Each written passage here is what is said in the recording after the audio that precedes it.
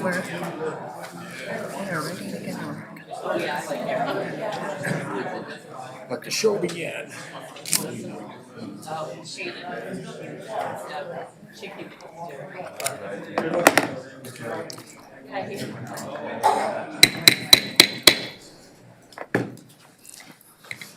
Good morning, and welcome to the February 26th, 2026 Johnson County Board of County Commissioners meeting. The time is now 9:30.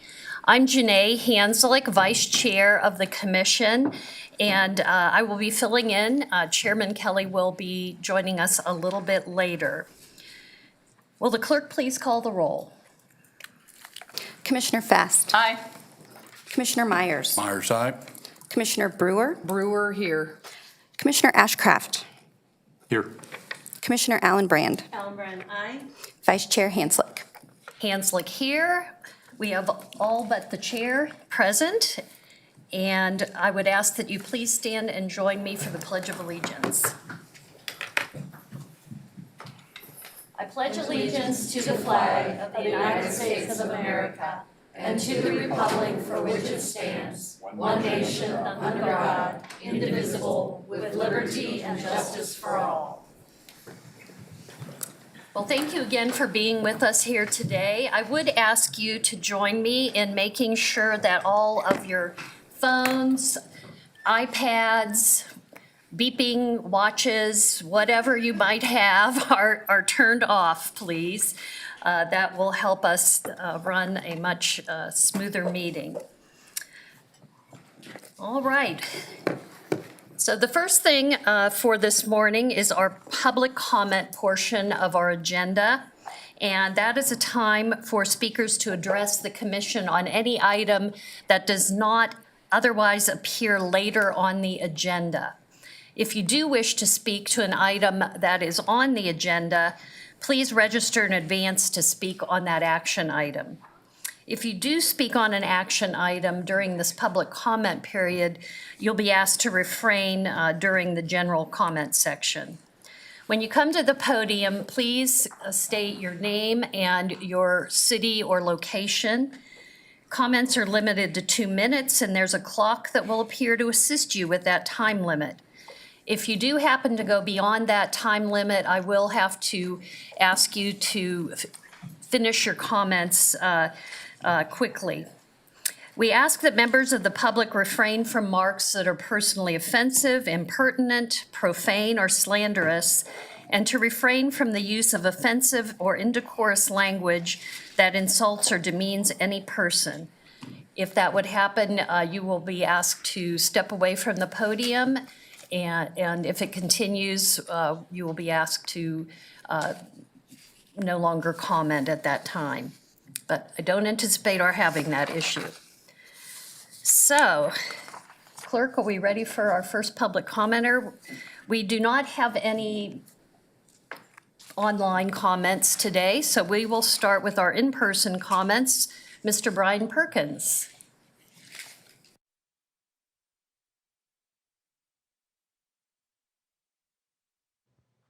Good morning. Brian Perkins here. I currently reside in Lathrop, Kansas, and I am homeless. There's 34 nights left until Project 1020 has to close their doors.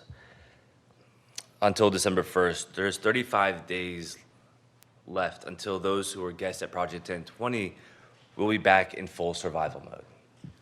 They're going to be managing hunger, thirst, the unpredictable Kansas weather, uncertainty and fear, physical and mental exhaustion, anxiety and depression, trying to find a safe place to sleep, and the list does go on. All of this while carrying their life on their backs, in their hands. I just want to take a minute and just absorb that. Everything that you have is on your back. Everything that you own is with you at all times. And you're still trying to find a safe place to sleep, hoping you're not going to get jumped. Hoping you're not going to lose those items and have those be taken from you, because I know too many people that has happened to. We weren't brought into this world to manage life alone. We were managed to do it together as a community. God gave us the ability to hear and speak, and those were used to share with others and to learn from others. to share laughter, joy, sadness, and sorrow together. Just really want us to focus on that as we're putting things together for those in need. Yes, government, things move slow. I'm very well aware. It's not easy. It's not just, here, let's write up a list and go. I do understand that. I just hope as we move further and further towards providing positive outcomes and positive solutions, we really look and with the laser effect at the immediate needs and prioritize those delicately because people's lives are continuing to be at risk. Thank you. Thank you, Mr. Perkins. Next, we have Mr. Ben Hobart.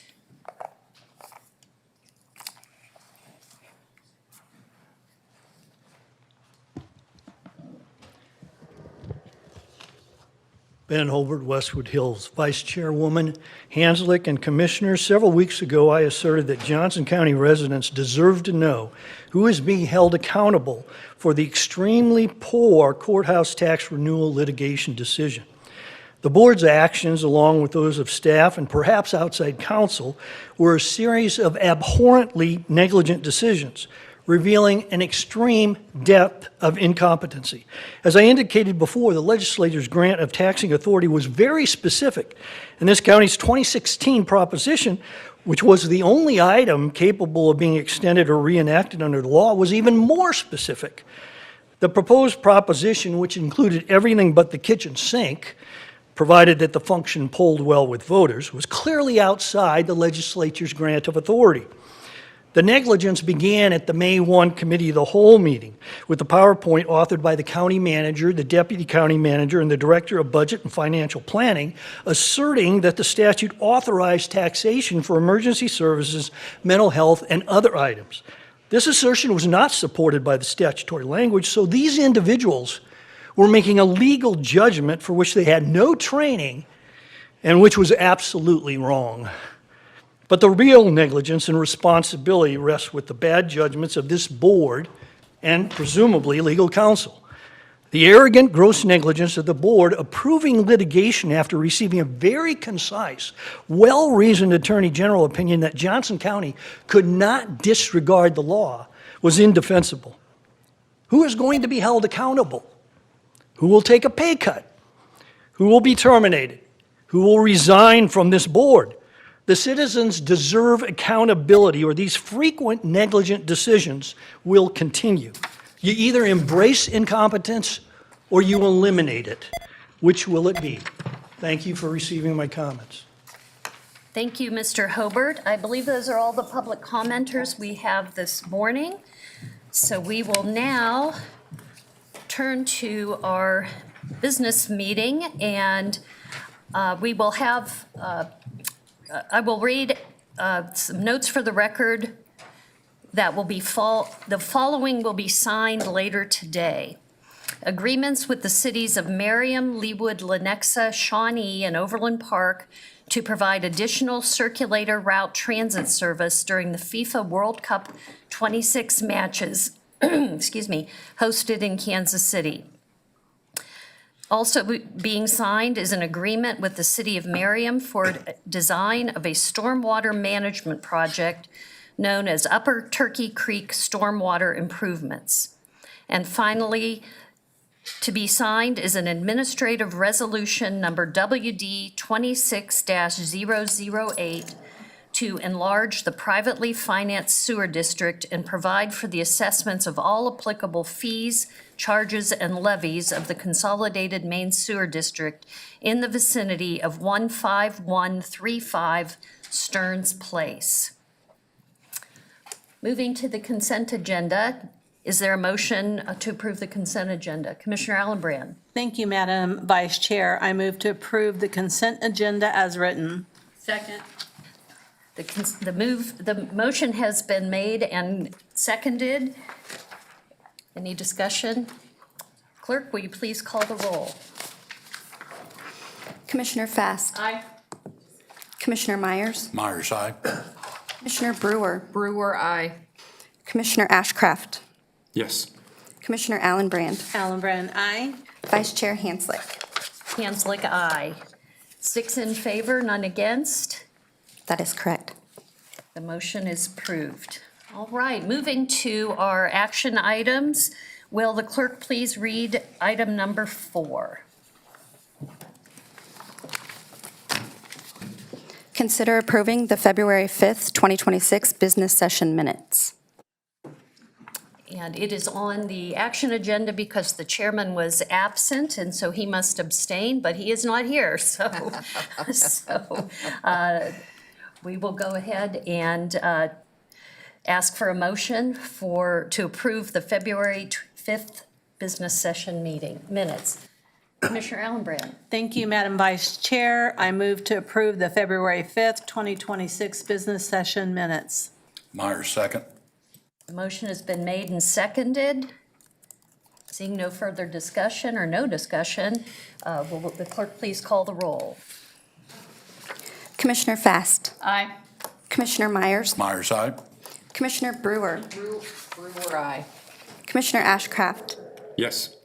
Commissioner Allenbrand. Allenbrand, aye. Vice Chair Hanslick. Hanslick, aye. 6 in favor, none against. The motion is approved. Will the clerk please read number 5? Consider authorizing a contract with Spare Labs in an amount not to exceed $1,035,200 beginning March 1st, 2026 and ending February 28th, 2031 for transit scheduling, dispatch, and rider-facing software to support Johnson County's microtransit and paratransit services with the initial contract term amount of $77,600 for the period beginning March 1st, 2026 through February 28th, 2027 per 791 COOP contract 791-2023-09-001. Thank you. And we have Lisa Womack with Johnson County Transit to tell us more about this item.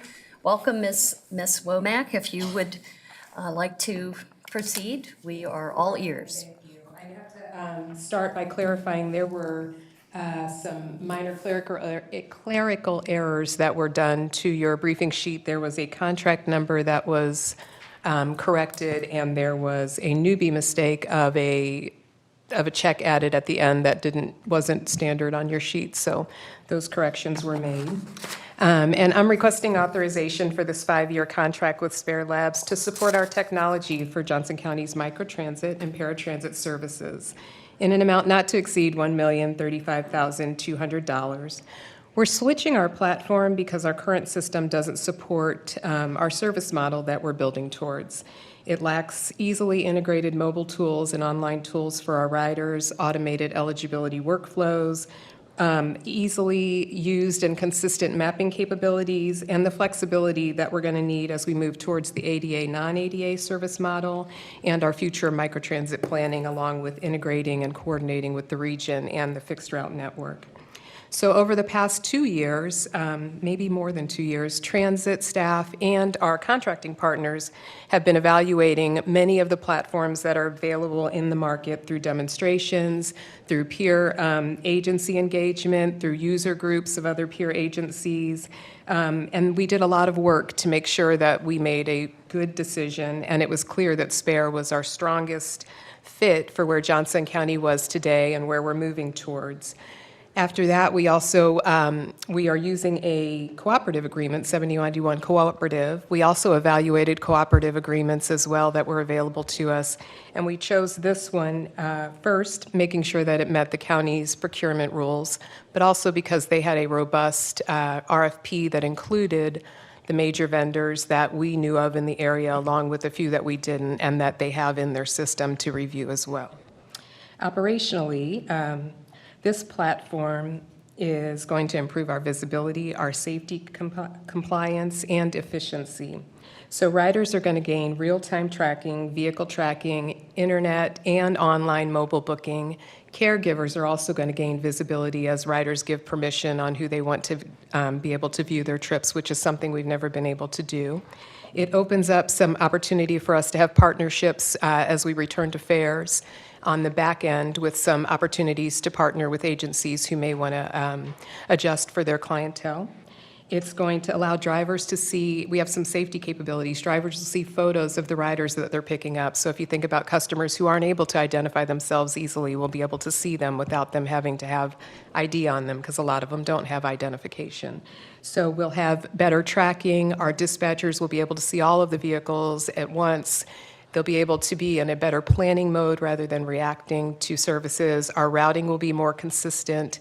They integrate with Google Maps, which will give us smoother routing, more accurate routing, and eliminate some of the errors that we see, and also eliminate some of the need for a lot of the manual processes that we're doing today to correct the system.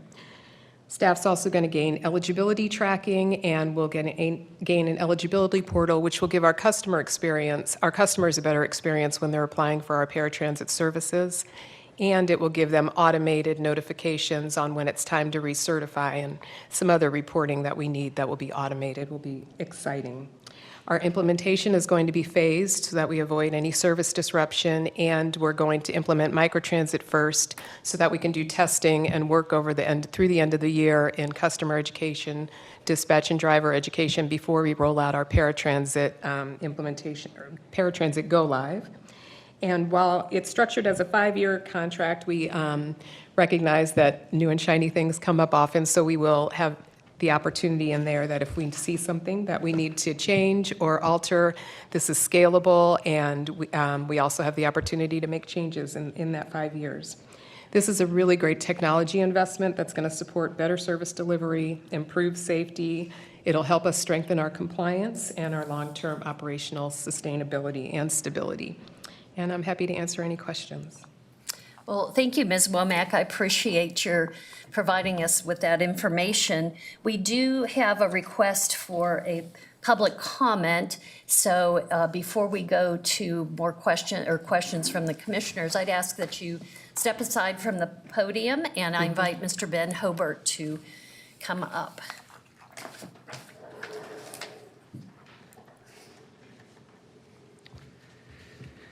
Ben Hobert, Westwood Hills, Vice Chairwoman Hanslick, and Commissioners, I offer the following questions and comments regarding the proposed 5-year, $1 million contract with Spare Labs. 1, if the software does not perform as promised, does Johnson County have the ability to terminate the contract without penalty at any time during its 5-year term?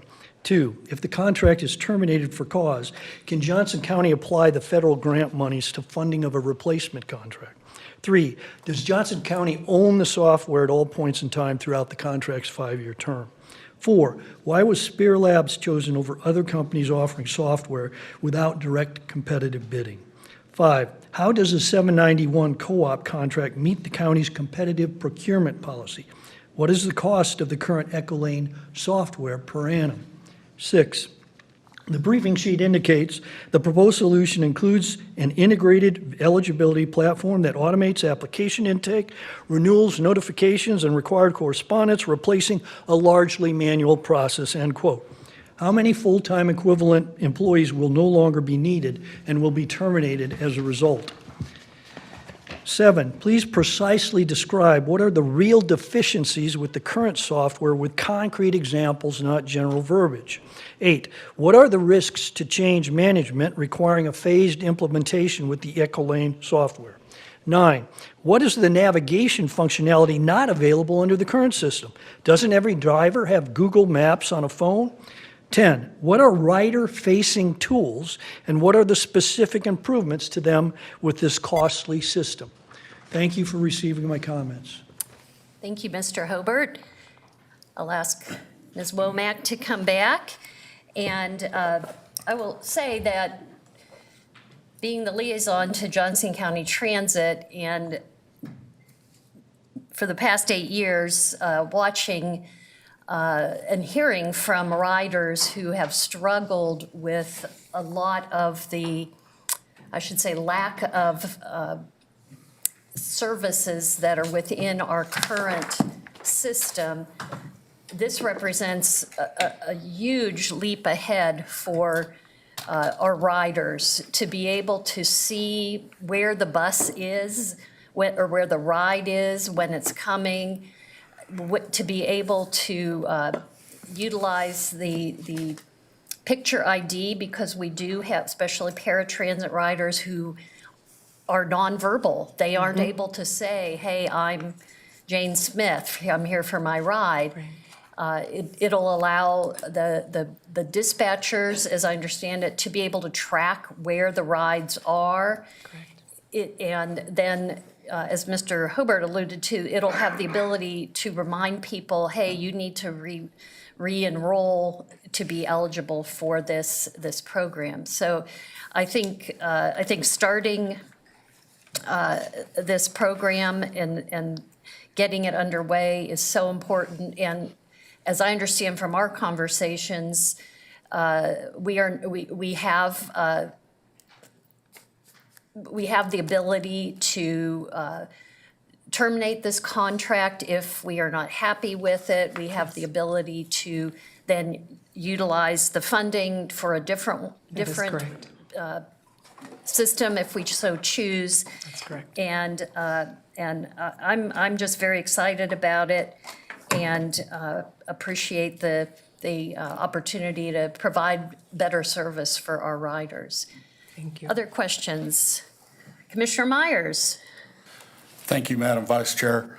I too had the same question. I thought I knew the answer, but I believed that we were able to terminate this contract Yes. if we needed to. Yes. And I thank you for your presentation. Wonderful. I really believe that this software is going to meet the needs of our transit system, and as you stated, it's going to provide some things that we haven't had before that are I believe, so important, especially when it comes to paratransit.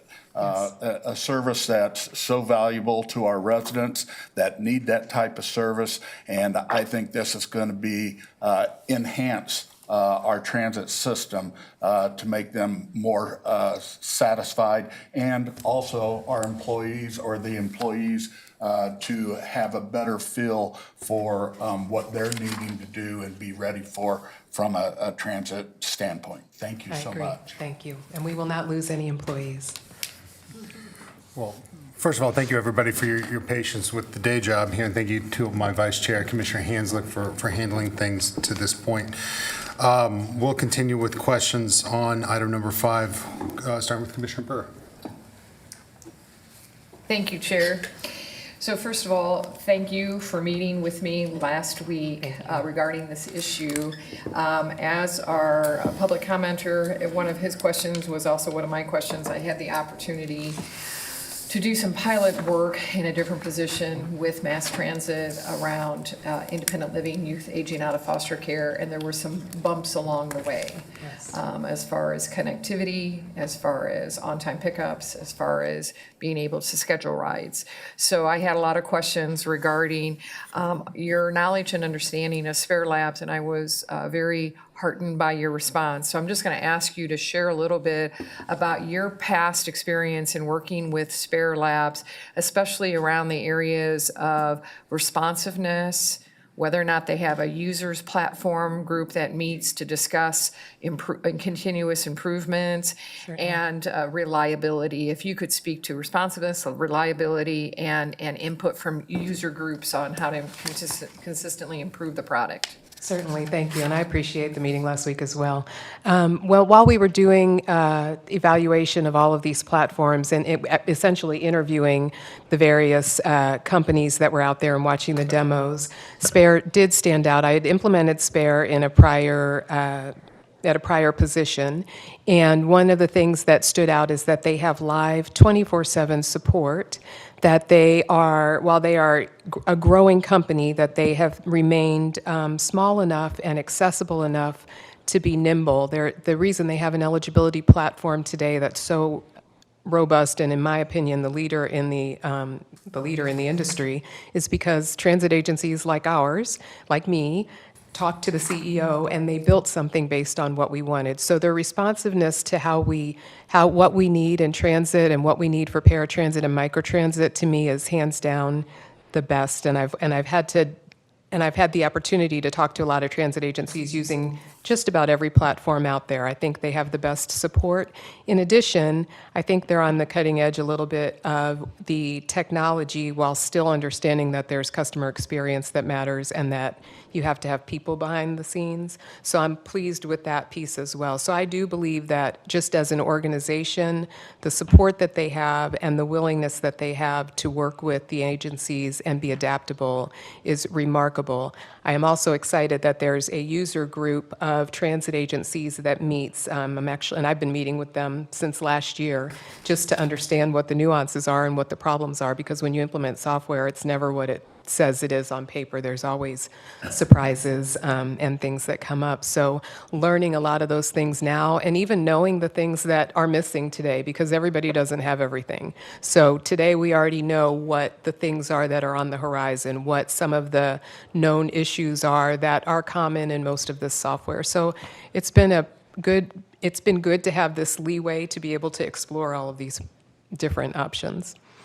Just couple other things that we discussed in that meeting was the current contractor platform is allowing you to, you're staying on that, and if you were able to ramp up and adopt earlier, they're open to prorating that cost. And if you have to adopt later, they're willing, instead of, if you had to roll into the following year, they're willing, instead of having you to commit for a full year of service, to prorate that cost. Yes. So you're able to manage that cost and efficiency on moving away from your current platform as you ramp up the new platform. Is that accurate? That's absolutely correct. One of the great things about paratransit and microtransit software is you develop relationships and there's an understanding of what it takes to make those changes. So our current platform will work with us for as long as we need to on a month-to-month to make sure that transition makes sense for operations and our customers. And a key concern with the existing platform has been the mapping interface, which affects accuracy of pickup. And so one of your litmus tests when you were looking at new adaption was finding a product that has a more proven track record and easier interface both for customer and for driver for pickup. Correct. Our current platform does not integrate with Google Maps. I don't remember the name of the mapping software, but it does not update as frequently and as accurately as Google Maps does. They're just a leader in the industry, and Spare Labs has that integration. In your back-of-house operation, not your drivers, but your Yes. back-of-house operation, your staffing is about how many folks? So we contract our dispatch out on the side that's at the Nolte Building we have two contractors that do this. Our primary contractor, for lack of a better word, has 8 dispatchers and a supervisor. Our second primary contractor utilizes approximately 3 to 4 dispatchers on their end, and that's for both paratransit and microtransit. But at the core, your backbone is like 3 or 4 people? At the core, those 8 to 9 people are mixed in with paratransit and fixed route, and on the other side, those 3 to 5 people are mixed in with microtransit and paratransit, so they're all kind of a part of the core, Okay, thank you. if that makes sense. We'll go to Commissioner Fast. Yes, one of the issues in the past is not only the accuracy of pickup, it's the drop-off for individuals with intellectual disabilities.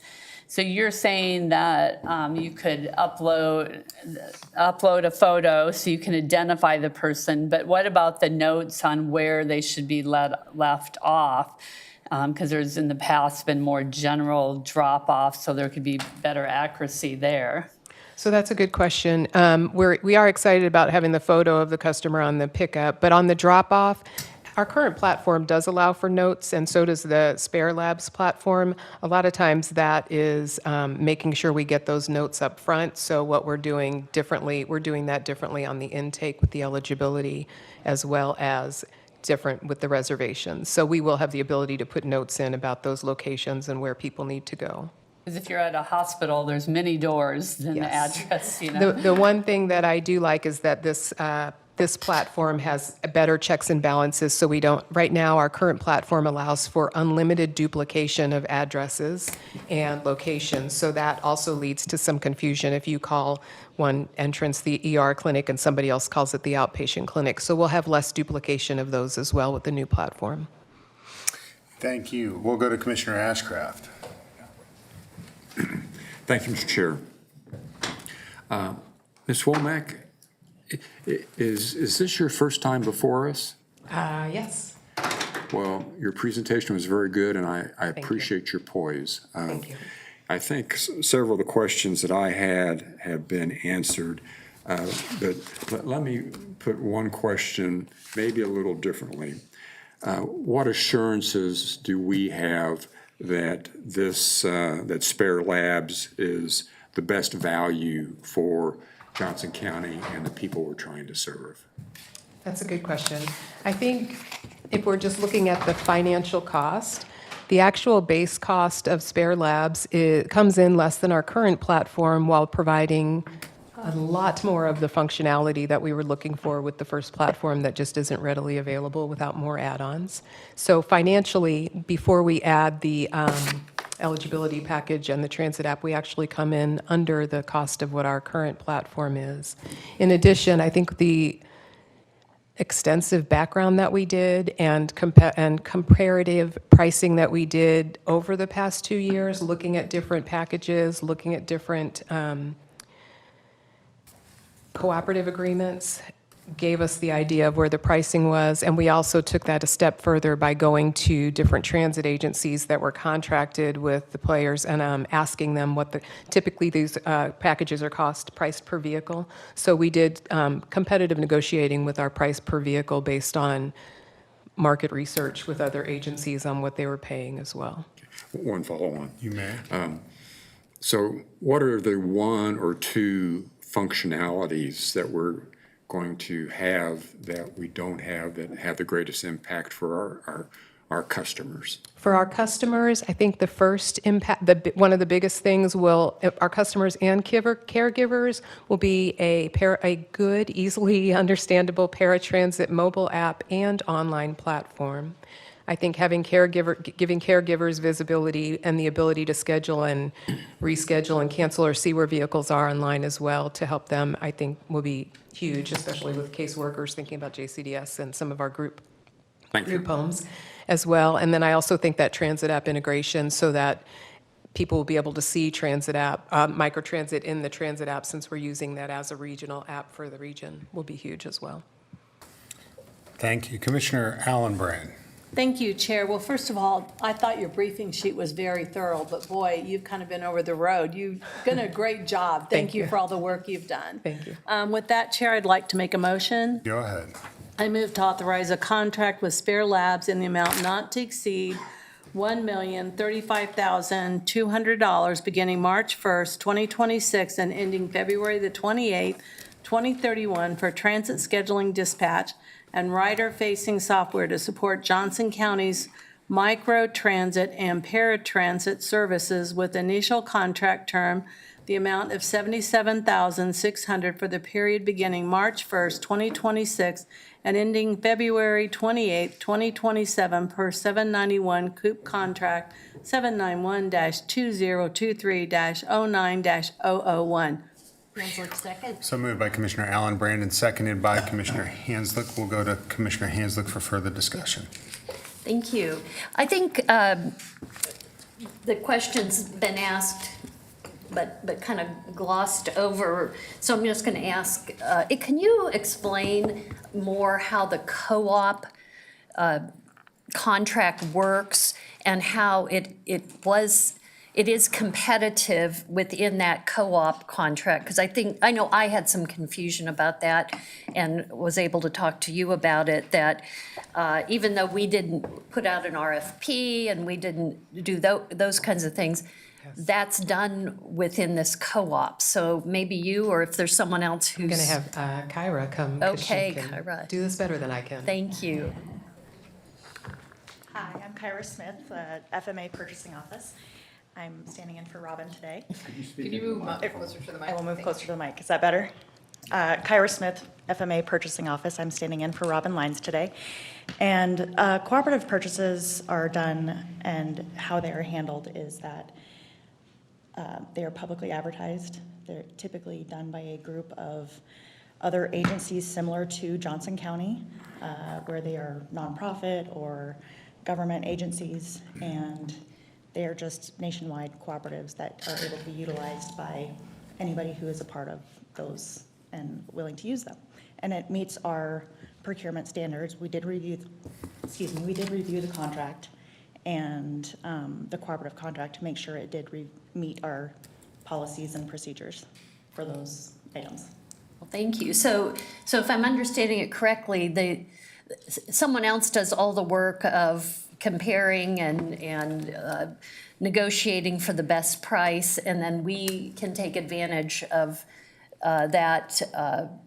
all of that work and make the choice from what they have done. Am I Correct. understanding it? Yep, and it comes out as a cost savings because running RFPs is an expensive process. Yes, and time consuming. So thank you, appreciate that information. There is a motion pending from Commissioner Allen Brand and a second from Commissioner Hanslick. Seeing no further requests for questions or comments at this time, I'd ask the clerk to call the roll. Commissioner Fast. Aye. Commissioner Myers. Myers, aye. Commissioner Brewer. Brewer, aye. Commissioner Hanslick. Hanslick, aye. Commissioner Ashcraft. Yes. Commissioner Allen Brand. Allen Brand, aye. Chairman Kelly. Aye, that's 7 in favor and none against. Is that consistent with your count? It is. Very good. Thank you so much for the presentation.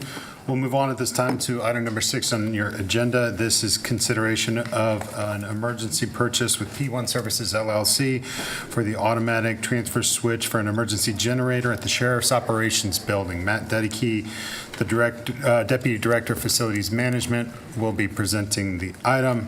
Mr. Dedeke, welcome back. Thank you. Good morning, Chairman, Commissioners. Matt Dedeke, Deputy Director, Facilities Management. Facilities Management is requesting approval of this emergency purchase for our automatic transfer switch at the Sheriff Operations location. One item that was not mentioned in detail in your briefing sheet was the reasoning why. We do have a temporary transfer switch in place currently at a cost of about $9,000 per month. We took the effort to go ahead and pre-order or order the appropriate equipment. That's estimated to take about 4 months, a little bit over 4 months to be delivered and installed. So overall, we're looking at about a $50,000 expenditure that would just continue to compound if we were to do a traditional RFP. Funding for this is already in place for the 2026 capital replacement program, so we're not asking for any additional funds. And proceeding right now on our on-call P1 group purchasing contract would help prevent some of those additional rental costs. Vicki, thank you so much for the presentation. I know we're getting some feedback, and I apologize about that. In the meantime, though, we'll take questions and comments. We'll start with Commissioner Ashcraft. Thank you, Mr. Chair. So, Mr. Dedeke, what would happen if we did not approve this and decided we didn't want this piece of equipment anymore? As it stands today, if you said it's not approved, we would essentially cancel that order. We would be incurring an additional monthly rental cost to keep that operational. And if we said no to that, what would happen? Your building would not operate if there was a power outage. Okay, very good. And Mr. Chair, I had visited with Mr. Dedeke yesterday, and the point of the $9,000 a month is, I think, compelling reason for an emergency purchase, especially for the outcome. Although I suspect some people would prefer that the building not be open, it will remain open. Thank you, Mr. Chair. Thank you. Are there further questions or comments on this item? If there are not, is there a motion? Commissioner Hanslick. I move to authorize an emergency purchase with P1 Service LLC for the installation of an emergency generator automatic transfer switch ATS at the Sheriff Operations Building in an amount not to exceed $190,000, utilizing the On-Call Electrical Services Term and Supply Contract, IFB 2024-026. Myers, second. So moved by Commissioner Hanslick and seconded by Commissioner Myers. I'm not seeing further requests for comments or questions at this time, so I'd ask the clerk to go ahead and call the roll, please. Commissioner Fast. Aye. Commissioner Myers. Myers, aye. Commissioner Brewer. Brewer, aye. Commissioner Hanslick. Hanslick, aye. Commissioner Ashcraft. Yes. Commissioner Allenbrand. Allenbrand, aye. Chairman Kelly. Aye. That's 7 in favor, none against. Is that consistent with your count? It is. Very good. Mr. Dedeke, thanks so much for your presentation. Have a great day, and at this time, we'll move on to what's item number 7 on your agenda. These are proposed amendments to the zoning regulations, particularly for short-term rental regulations. Michelle Leininger from Planning is here to present the item. Welcome back. Thank you. Good morning, Michelle Leininger, County Planning staff. This proposal is to add short-term rental regulations, or STR regulations, to the zoning and subdivision regulations, which is only applicable outside of city limits in the unincorporated county. Currently, the regulations are silent on the use. The changes will allow the county to track STRs and have contact information and allow for the process of enforcement if necessary. The amendment is based on direction from the November 20th COW and discussion with the Planning Commission in December. The Planning Commission held a public hearing on the draft language at their January 27th meeting, and there are 5 articles that are proposed to be amended, and I'll just briefly go through the changes. So Article 2 is our definitions section, and of course we have to add a definition to define what a short-term rental is. So it's temporary provisions of a dwelling unit or portion thereof for compensation to a person or group of people for periods less than 30 days, but excludes bed and breakfast, commercial lodging facilities such as hotels and motels. Additionally, it does not include rental of the dwelling for meetings, parties, or some other similar gatherings. So Article 5 and 6. Article 5 permits the requirement, allows for the requirement of a permit for the use. And then Article 6 allows for enforcement of the STR regulations and permit. Article 16 is where the majority of the standards for the STRs are. STRs are permitted in all rural, planned rural, and residential and planned residential zoning districts. It's reviewed and permitted with an administrative permit that is valid for 1 year from the time of issuance. Performance standards include that there shall be a designated local representative that is available 24/7 during any rental period. That way we have some contact information if an issue does arise. Adequate off-street parking provided outside of the roadway. Parties or large gatherings, again, not permitted. Quiet hours from 10 p.m. to 8 a.m. daily. Guests limited to 2 per bedroom plus 2 additional guests. There shall be adequate provisions for trash. And then an STR is permitted in an approved accessory dwelling unit. So Article 18 is where the standards for an accessory dwelling unit are located. And so we would have that change in there to allow for an accessory dwelling unit to be rented out.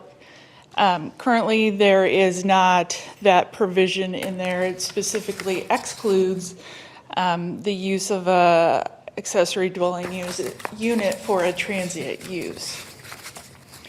We did receive some public comments from the Kansas City Regional Association of Realtors, both providing a model short-term ordinance for us to look at. And then there were 2 realtors that attended the Planning Commission meeting and voiced support for the proposal. We additionally have had some calls from citizens asking about our regulations for STRs, our process, and so there is some interest out there for these. Again, the Planning Commission held a public hearing at their January 27th meeting, and they recommended approval of the draft regulations.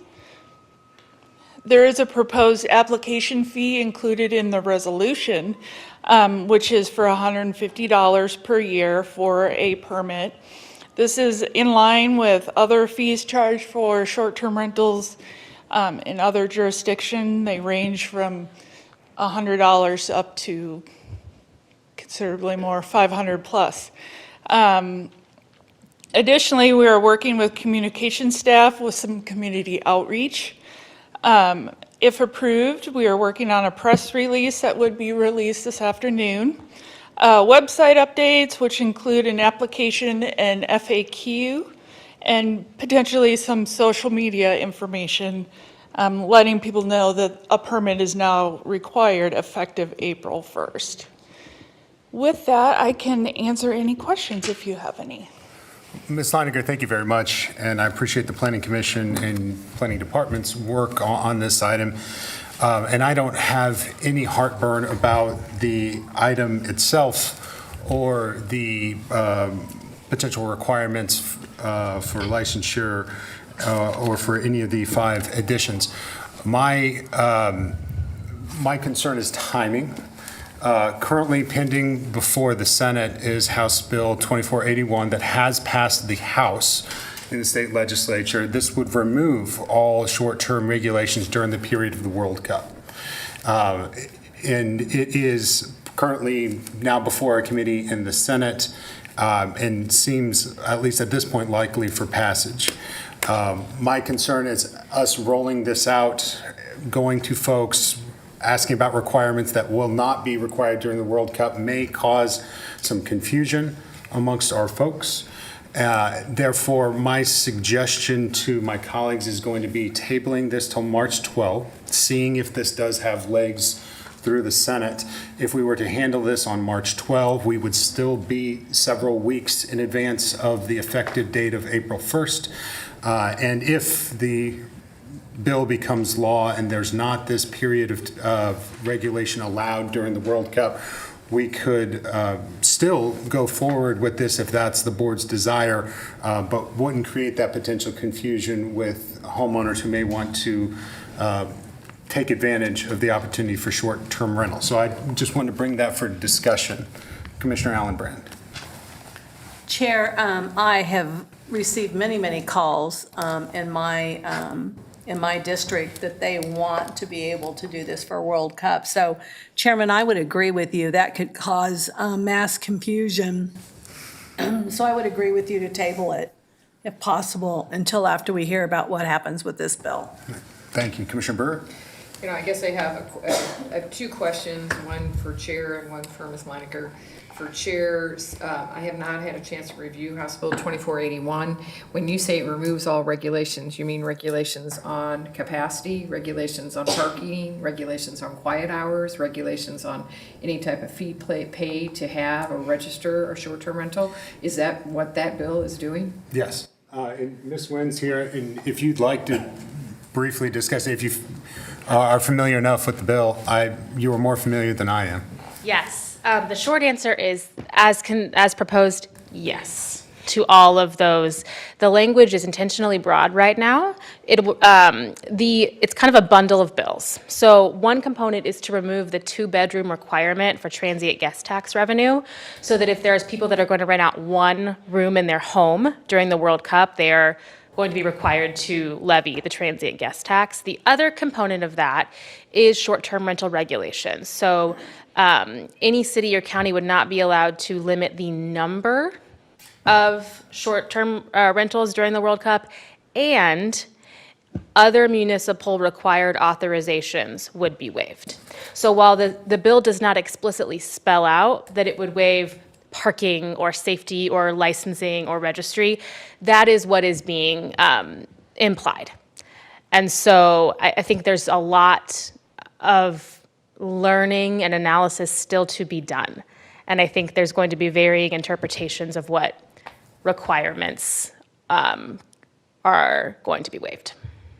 So although I appreciate the work of the State House on trying to make it easier for more people to engage in participating in short-term rental, especially since lodging is going to be needed, I'm a little concerned that all the rules go out the window, because that can impact that ecosystem moving forward, and how neighbors and communities respond to what happens after.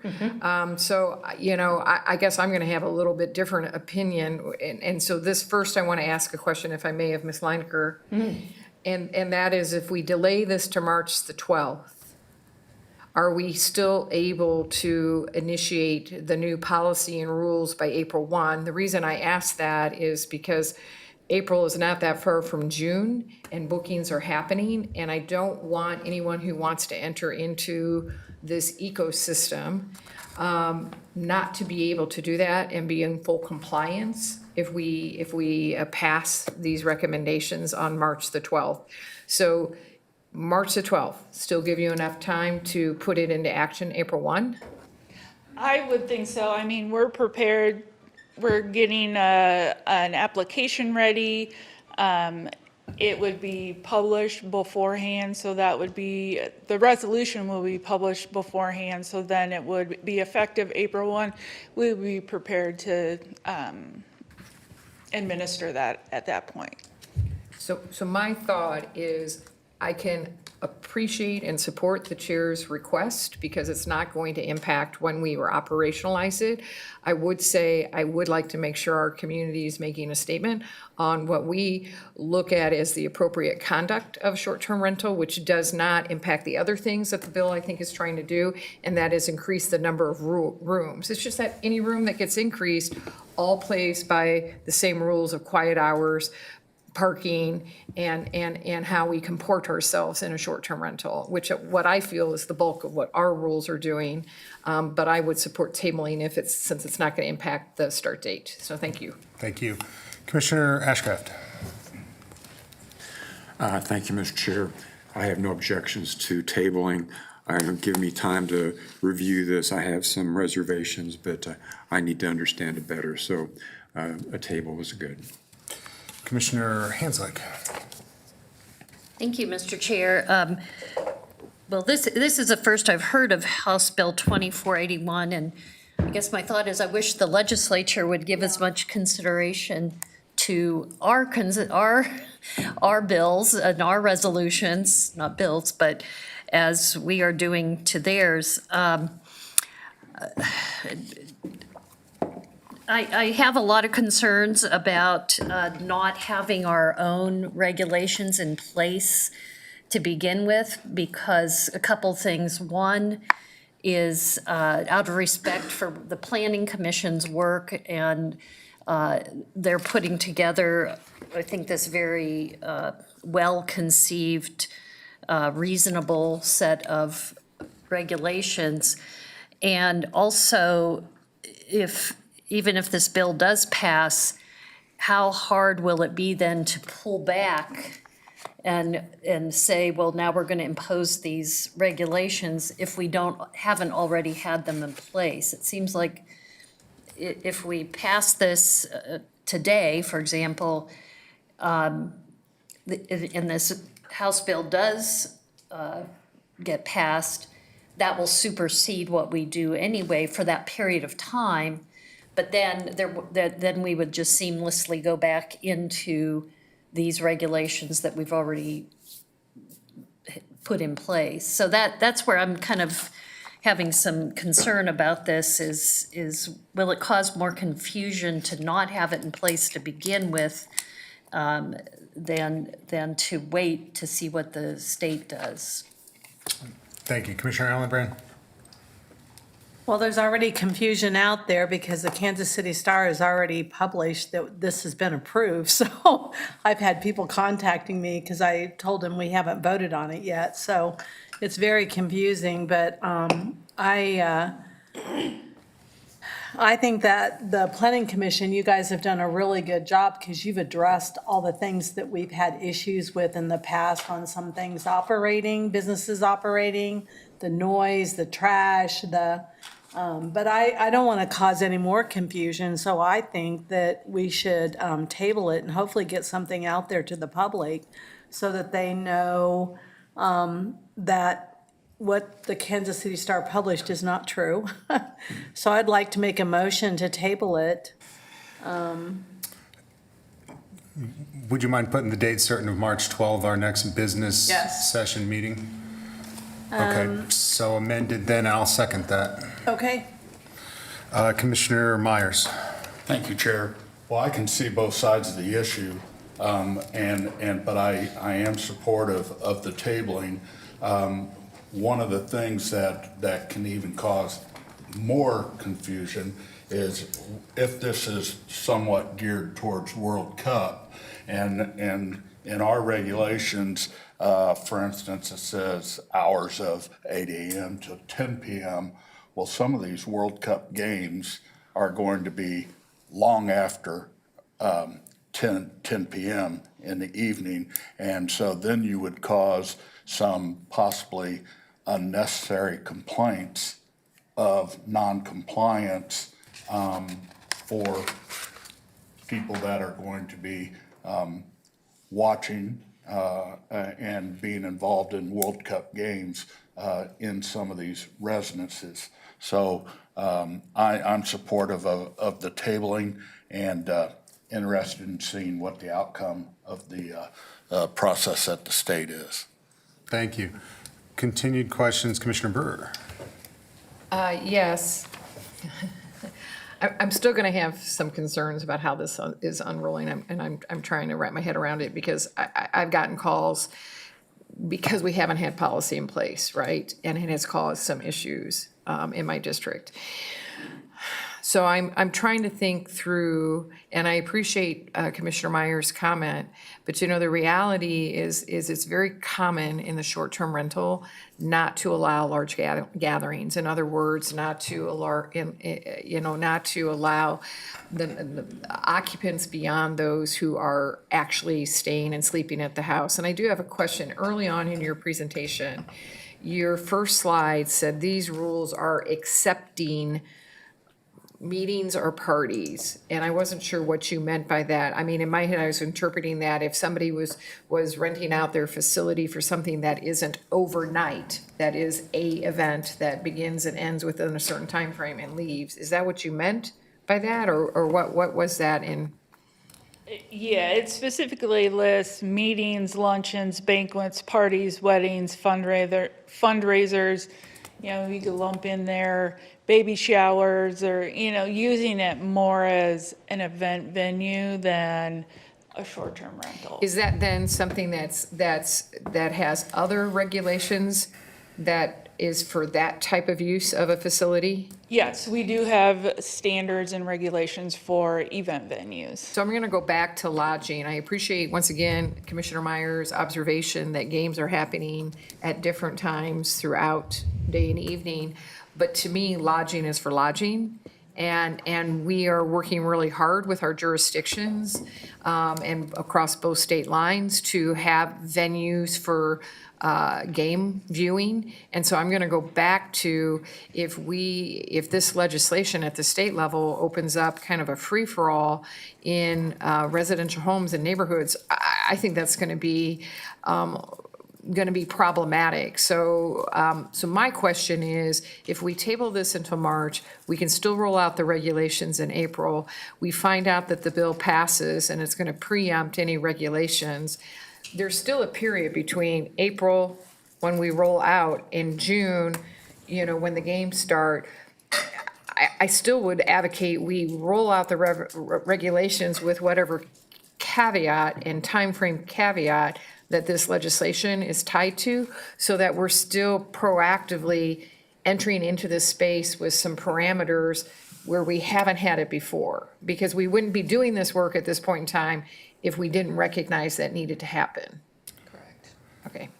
So I can appreciate that folks haven't had a chance to look at 2481. I don't know as much about it as obviously folks who are there day to day within the legislature. So I didn't mean to throw a curveball on everybody with this one, but I thought it was prudent to at least be able to discuss it. Given the fact that we still can have these regulations in place as contemplated on the timeline within the motion, gives us a little bit of time to frankly follow what is happening at the State House. Our legislators, our senators who may be considering this can look to, and we can make sure that they have awareness of our policies as contemplated by the Planning Commission and before us. Given the confusion that already exists that Commissioner Allenbrand mentioned, it seems to me to be the most consistent thing for our residents to be able to have some certainty and some clarity as to what the regulations will look like in the short term, understanding that this policy is maybe predicated and brought to us because of a large event like the World Cup, but that they will be in place in perpetuity or until they would be amended at some point in the future. So I want to get it right, and I don't want necessary speed and a confusion and a pullback to impact our residents. So I think clear and consistent information is always our goal.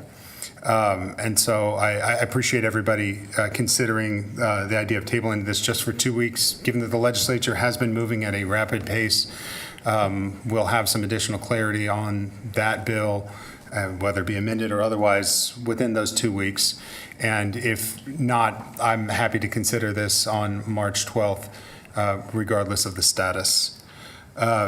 Commissioner Hanslick, I think you were next. Oh. Thank you, Mr. Chair. I continue to have concerns that if the county does not have regulations in place, regardless of whatever the state legislature does, that we're gonna have more difficulty putting those regulations in place and basically try to stuff that genie back in the bottle after there has been, you know, whatever this bill is saying to do. It sounds like it's, you know, no regulations practically at all. So I still feel we should go ahead and put these in place so that people are doing short-term rentals right now, today, and they need this guidance. I think the community, neighborhoods deserve to know what they can expect if their neighbors are doing short-term rentals in perpetuity, or as long as this regulation would stay in place, regardless of what the state does. So my vote will reflect that concern. Commissioner Ashcraft. Thank you, Mr. Chairman. A clarification, Ms. Leininger. So are we doing this regulation at least in part because of the World Cup and its potential impact on property use? Was that the thought process? It's something that we know we've had issues with and would be incorporating into our new regulations. We were directed just to streamline it and do that before the regulations due to the events. So we know we've had issues with this concern. What's the history of complaints? Is this something that comes up weekly, monthly, half dozen times a year? How many concerns have we had that we've not been able to address? I know specifically one that we've had issues with. It gets harder to do enforcement if you have no regulations. It deals with interpretations, whether if it's not in the regulations specifically permitted or prohibited, then is it permitted or is it not permitted? So it makes it a lot more difficult if we don't have the regulation setting the We've standard. had one in the last week or this year? 2 years ago, I believe. Oh, okay. Commissioner, Well, I'm sorry, I did not mean to cut you off. No, thought you I were just done. was going to offer, Mr. Chairman, however this vote comes out, I would encourage our staff to reach out to the STAR and encourage them not to add to the confusion and have the presumption of how votes pass before they're taken. I hope that's not true, but just on the outside chance that the STAR did that, just an observation. Fair enough. Commissioner Allen Brand, bring us home. Thank you, Chair. Well, I'm going to be more than happy to share my phone calls with all my fellow commissioners, the calls I receive on these issues, because it's not just one that I've received. And a lot of them are handled by staff, prior to. The majority of the calls that I'm getting are on wanting to do something for the World Cup.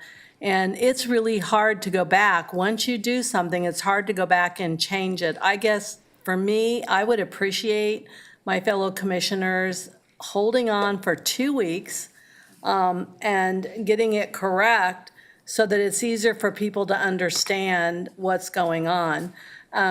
Tuesday night, and another issue that's probably going to come up, Tuesday night, Jeff Stewart spoke at my Rotary group, and so this is basically designated towards people wanting for room and board, not for parties. But we're kind of addressing it all in one compass. But, because of the different events going on, for example, between Meadowbrook and then also at Theater in the Park, several people live over by Theater in the Park and like, oh, wow, we can charge for parking. And so and I'm like, well, you might want to talk to your city about before you start. But so these are the things that come up. So, I had 2 calls this morning that something was in the Kansas City Star that it had been approved, and so they were moving forward. So I'd really caution to make sure that we have everything in place before we start getting information out there so we don't have to go back. I would think that would be harder for planning, for your department to then go back and say, hey, by the way, now we're changing regulations because the state did. The other question I have, is the fee going to be enough for you guys to absorb what you have to do? We felt it is. It's an administrative review, so it's just checking the application to make sure that they have everything answered to our liking and somebody that's available 24/7. So it should cover the cost. Okay. Thank you. Chair, can I call the question? I don't think there's a need, but I don't see any other request for comment at this time, so I'd ask the clerk to call the roll on the motion from Commissioner Allen Brand.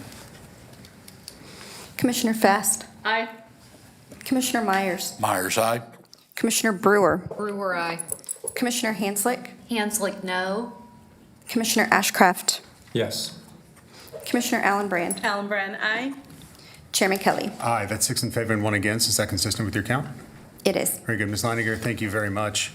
That's the last action item on the agenda, so at this point, we'll move to a management report from the county manager, Ms. Posto Ferguson. Chairman and Commissioners, good morning. I'll ask Kayla to come forward, Kayla Holloway, our HR Director, to highlight the Employee and Leadership and Action Awards that we do each year. So this may sound familiar, but we are excited to announce this year's winners. And so Kayla, please highlight it, and then I'll add some comments. Thanks.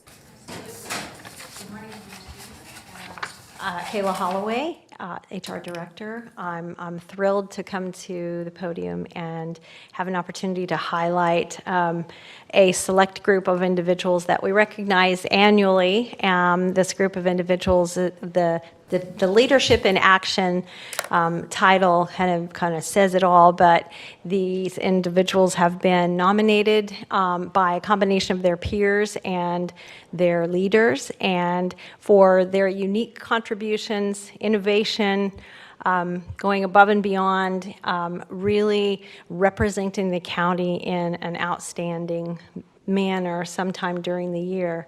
So this group of individuals represents about the top 1% of our highest performers. And so this is an honor for us to be able to recognize them. And we will be doing that here soon at our annual employee event. Thank you, Kayla. We wanted to highlight so you can see the full list. As Kayla said, we'll give you more information and celebrate them during the employee recognition service coming up in a couple of weeks. So Kayla, thanks for being here to highlight that. You can see the variety of departments that are represented, and we're pretty proud of these that are in the top 1% of being recognized for going above and beyond, as Kayla stated. So Kayla, thank you, and congratulations to all the winners that are on the list. Next item, Tara Markley is here from the K-State Extension, and you know, she came last year this time to talk about the Volunteer Income Tax Assistance Service, and it's that time of year again. And while she's here, she also included in the packet additional programming that they have for the next few months. So, Tara, please highlight those. Thank you, Commissioners, Chairman. Thank you, Penny. We appreciate being here. So what you have is a snapshot of February and March of the community at Tara Markley Extension Council. Sorry about that. The education programs and resources that we provide to the community. Happy to talk about any of those pieces offline, but today I wanted to bring up Joy Miller, who works with the VITA site. She's our family and community wellness. There's some really great elevation of what they have done within the VITA site this year, and so I really want Joy just to speak very briefly to those bullet points. So I'll step aside. Thank you. So our VITA site is in the midst of its 15th season at the Sunset Drive office building. So it's been a long time program. And with that comes a vast number of volunteers. Our team this year is made up of 46 volunteers, with our site coordinator being Susie Mize, who's in her 10th season. So longevity helps. But what was exciting is we've had lots of new inquiries to volunteer at our site, and one of those being a high school student who is volunteering, so it's exciting to get to help shape her future. Our communications manager, Heather, has done a great job in communicating VITA with all sorts of organizations within Johnson County, and what we're seeing is people are sharing that information more and more, whether it's through websites, e-newsletters, publications, or even just posting flyers. And so we see that benefit. We have been open 9 days or 3 weeks. We have had 450 income taxes filed, which is 125 more than where we were at last year. And we had record-breaking numbers last year. So that helps us. And between these communications, we find other agencies willing to step up. So Aging and Human Services has promoted Catch a Ride to get people to, whether it's the Sunset Drive office building for tax returns or to the Central Resource Library to have their taxes done by AARP. Again, with Aging and Human Services, we're allowing them or inviting them to come host a resource booth. So this is with the Senior Health Insurance Counseling for Kansans to share about SHIC services and do some what we call extra help screening. So those people with incomes and assets that meet the federal guidelines can receive assistance with lowering their prescription drug costs overall. Internally, we have the Master Food Volunteers who started this year and are continuing this year to hand out those kitchen restore kits. So when people have those kitchen items to cook, they can conserve their dollars with food by preparing food at home. And then also our 4-H team has gotten involved by providing activity bags for parents who bring their kids, but also help share the 4-H program and the benefits it has to offer. So last year we did over 1,700 returns, providing $1.7 million in tax refunds back into our community and saving those costs of tax preparations, which we equated to over $500,000. So anytime we can bring the money back where it belongs to those residents, it helps them support our local economy and help build that financial resilience to meet things like rent and groceries and even pay their property property taxes in May. So I will stand for any questions. Otherwise, thank you very much. Thank you very much. These programs are wonderful, and thank you to not only the team, but the volunteers that help provide this breadth of knowledge in community building. And so the partnership with K-State is very much appreciated from Johnson County. Commissioner Hanslick. Thank you, and thank you for those programs. I've talked to many people that have used them and are so grateful, the Kitchen Restore, VITA, the SHIC. I did have a question about VITA. Are we ensuring that people who may qualify for the state or county or city property tax rebates, that they are being made aware of those programs and are being assisted with the application? Yes, so our software does allow us to file for the Kansas State Property Relief. And then with that, we do share the county and the cities. And so that is also posted on our K-State website, on our VITA page. So that's easy access to find and get to the appropriate communities or forms that they need. Thank you. You're welcome. Great question. Seeing no further questions, we'll again say thank you and keep up the good work. Thank you. Thank you, Tara and Joy, for being with us today. The last item is just to make you aware that we have a news release subscription tool that's been added for residents that want to sign up for it. The Department of Communications and Engagement has launched a subscription tool for the public to receive news releases directly in their email box the same day as the media. And more information is on the website. And if there's questions, Lisa Thurber is here to help address them. So with that, Chairman, that concludes my report. Thank you very much, Ms. Postoke Ferguson. A couple more reports and commissioner comments today. So we're going to take just a brief 5-minute break. It is 10:47, so we'll come back. Let's call it 10:55. We'll call it an 8-minute break. Thank you all very much. We'll be in recess. Thank you.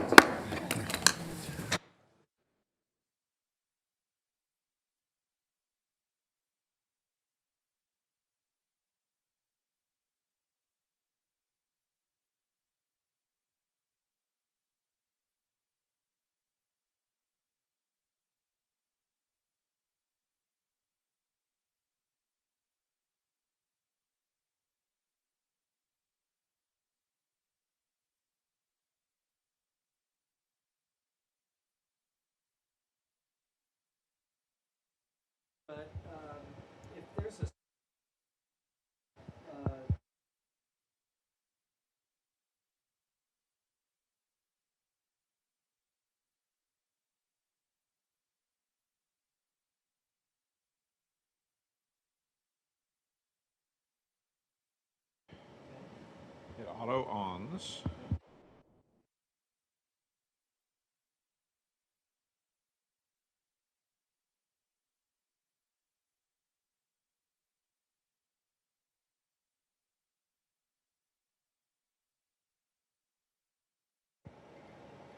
Defaults to on.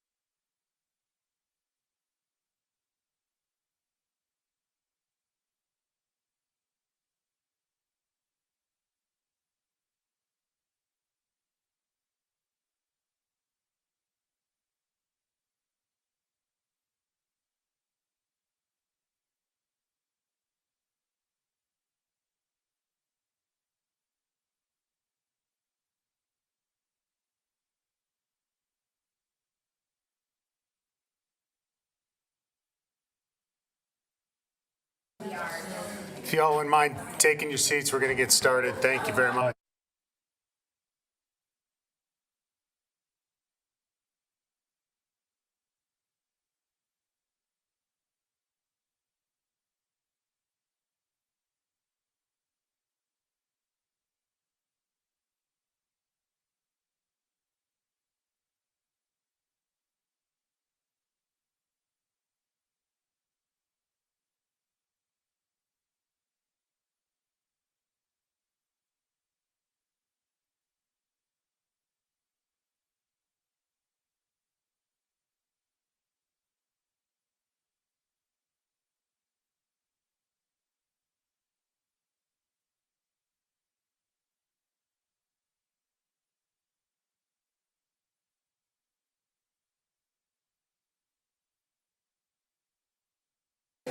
Yeah, I might bug out.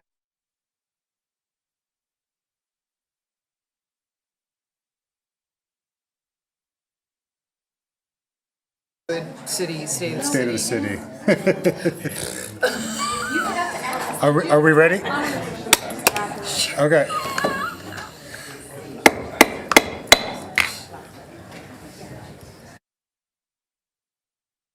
All right, thank you very much. We've got a quorum. We're going to dive in back at this point. If everyone wouldn't mind taking their seat, we appreciate it.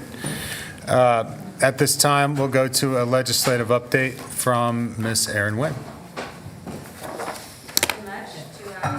Report today. So this was the first week in the legislature post-turnaround. So turnaround is the day where any bill from a non-exempt committee that has not been passed out of one of the chamber and or blessed by leadership is considered dead. I'm going to put that in air quotes because nothing is ever truly dead. The exempt committees are budget, tax, and federal and state affairs, so of course most of the ones that are most interesting to us. The Senate has blessed 23 bills to continue post-turnaround. The House has blessed none. 2 bills to note that have been blessed by the Senate are 404, which is our motor vehicle bill, and Senate Bill 415. This is part of the housing legislative package that we supported, introduced by Senator Doug Shane. This specific bill would allow the Kansas Consumer Protection Act to apply to the Kansas Landlord Tenant Act. So that has been blessed and will continue along the process. Some good news first. This past week, House Bill 2501 and Senate Bill 356 were both passed. Those are companion bills that are related to the Secure and Protect initiative being championed by the Suicide Prevention Coalition. They passed overwhelmingly in both the House and the Senate. So good news there. And then this week, one of our mental health adult clinicians gave testimony in House Commerce for a bill being sponsored by Representative Tarwater, proponent testimony for a bill that would allow for all lawful income to be considered when landlords are reviewing tenant applications. So that means that veterans, disability, child support would all be required to be considered as the total package of income when someone's applying to live in an apartment. So that is not passed yet, but it was a pretty productive hearing. Elections. So a couple of election bills that passed the House before turnaround. 2503. This would abolish elections held by mail ballots. It would not take away voting by mail for primary and general elections, but it would take away special elections that are solely conducted via mail. It did pass the House, but there was not a veto-proof majority. So we'll continue to track that one closely. The bill that would move all elections to odd years is dead. I'm going to put that in quotes because nothing is ever truly dead. But Representative Pat Proctor, who chairs House elections, has maintained that this is a top priority and is using it to run for his Secretary of State race. So we'll continue to track that one.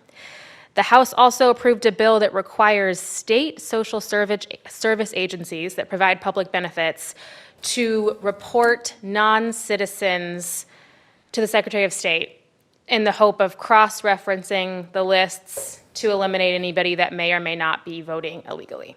That does not impact any of our county operations, but I thought it would be of interest. We talked about some of the World Cup related legislation in detail a couple items ago, so we'll continue to monitor that and follow up. The other thing to note is yesterday there was a hearing for a bill that would allow for 24-hour alcohol sales in Johnson-Wyandotte County during the World Cup, technically 23 hours, but municipalities could opt out. This is a mirror bill to something that was passed in Missouri last year, and the intent by the proponents is to allow bars to stay open to capture the full customer base of folks that are out watching matches or celebrating. So we'll continue to monitor that one. All right, turning to notes or bills with a more significant fiscal note. Last week in the Senate, Senate Bill 360 was passed. This is a pretty broad bill that speaks to prescription protection and accountability for what's known as pharmacy benefit managers. This has become a very complex policy issue and has strongly activated both sides, both proponent and opponent. I am only going to speak specifically to the two pieces that we've identified that have a fiscal impact on the county. So pharmacy benefit managers and dispensing fees. So the managers are those intermediaries that control drugs and negotiate prices. This requires that the pharmacy benefits managers share any rebate revenue with all covered members. How this works now is the rebate revenue that we get for our county health plan goes straight into our health fund. So that revenue offsets costs that would otherwise need to be paid by the employee or the employer. It is unclear, because it is not defined, what sharing means in this new bill. So we cannot pinpoint an exact fiscal impact, right? But even if, say, you had to share 50% of revenue, that'd be a $3 million hit to the health insurance fund. And that would, again, those costs have to be covered somehow. The dispensing fee is kind of like the administrative charge for a prescription. So the full cost of a prescription is the ingredients of the drug plus this dispensing fee. If this is added, that could add $500,000 in costs to our health coverage next year. So this did pass the Senate. There is less warm reception to it on the House. There's strong feelings either way. I think the conversations we're having is that some of the unintended impacts on employers, like county governments and school districts. So that's kind of the message that we're leading with. The chair of House Insurance is a Johnson County representative, Bill Sutton, so we are talking with him closely. This does not affect every local government equally, so KAC and the league are not really out front on this issue, but I am talking closely with our other self-funded governments in the county to make sure that we all understand the fiscal impact. So more to come on that one. Tax. Some good tax news. The Senate yesterday passed Senate Bill 402, which is the bill that expands eligibility for the senior property tax relief program, passed 39-1. So made several changes, not the sweeping eligibility expansion that we would have liked, but it does combine application forms and allows people to kind of be grandfathered in. If your house meets the valuation requirement in your first year of eligibility, you continue to be eligible, even if your house then exceeds $350,000 in subsequent years. So we definitely supported that bill. It's a step in the right direction. Senate Resolution 1616. This is the constitutional amendment to cap property valuation increases at 3% year over year. It did pass the full Senate yesterday, 30-10. So that means if it gets a 2/3 majority and it's passed by the voters in August, it would cap the final taxable assessed value of a property by no more than 3% increase compared to the 2022 valuation. So it would be a pretty significant fiscal hit. The caveat there is nothing in the language that limits revenue that is collected. This caps individual property valuations. Continuing to hear that the House does not like this policy. So barring some tectonic shift, foresee a similar loggerheads with this one, but again, crazier things have happened. So on the House side yesterday, and they actually just gavelled in 5 minutes ago, but They tentatively approved House Bill 2745. That is this year's property tax package. So significant amendments to that bill on the floor yesterday. As a reminder, this is the one that would cap local government property tax revenue at 3% growth year over year. And when I say local government, that includes parks, library, city, county, fire district, cemetery, township. The only government that is excluded is school districts.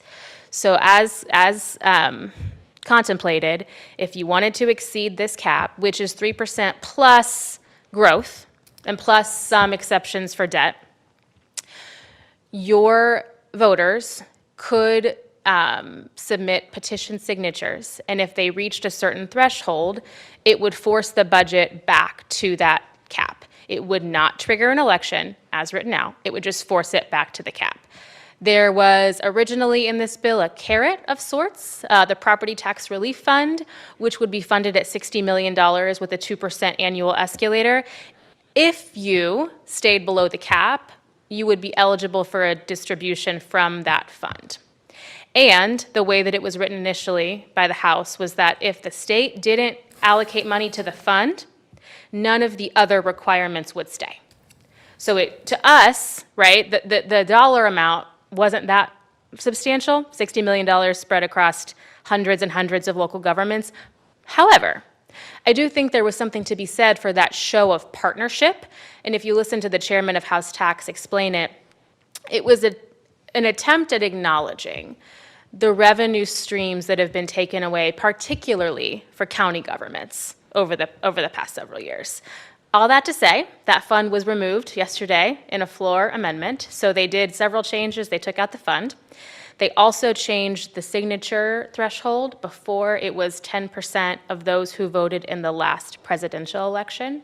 It is now 5% of those who voted in the last Secretary of State election. So Secretary of State is elected on the same cycle as the governor. So it's a non-presidential election. The intent there is to make it easier to get enough signatures to overturn a budget.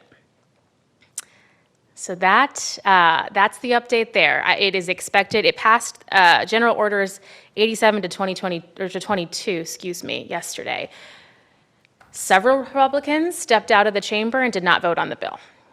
So it's still interesting to see. I don't think there's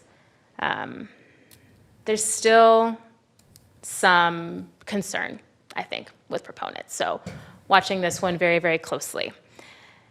That's it. I'm happy to take questions. Just that. Well, obviously a breakneck pace on a lot of different bills, a lot of different actions, and things can change on a dime. And so thank you for that update. I think we'll continue to see what happens with 2745. Just out of curiosity, the numbers for the petition going from a presidential year of 10% to a Secretary of State of 5%, from just an order of magnitude, how much less is that for an entity, whether that be Westwood, Kansas, or Johnson County? I'll speak to Johnson County government. So presidential, 10% of the last presidential would have been about 17,000 signatures. 5% of the last Secretary of State is about 13,000 signatures. So if you think about that, in the last presidential, total votes cast in the county were 348,000. For communities the size of Westwood, Mission Woods, you're talking maybe a dozen, right? I mean, let me fact check all of that. But the point being that it's a very small number of signatures that could overturn the budget. Thank you very much. For the questions or comments from folks on the legislative update? Seeing none, Ms. Nguyen, thank you so much. We'll move on at this time to an update on the 2026 revaluation from our county appraiser, Ms. Carolyn Logan. Good morning. Good morning. Good morning, Mr. Chairman and Commissioners. I'm Carolyn Logan, the Johnson County appraiser. I'm pleased to be here today to have the opportunity to share the hard work that my staff has put into the 2026 revaluation and to share with you the current status of the Johnson County real estate market. I'd like to start with a brief overview, and then I'll quickly move through some residential property highlights, share some commercial property highlights, stop briefly and share some personal property insights, talk about abatements, and then I want to end up and share with you the deadline for your constituents to file appeals for this springtime season, and that's March 27th.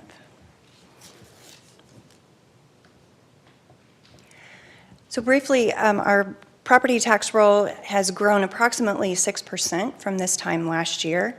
Our current value, appraised value of taxable property in the county is a little bit north of $131 billion. Additionally, some market trends that I'd like to share with you. Our residential or non-apartment appraised values have increased about 6%. The apartment appraised values have increased a little bit more than 11%. Our office segment, we've decreased those property values by almost 2%. The industrial property values have increased about 4%.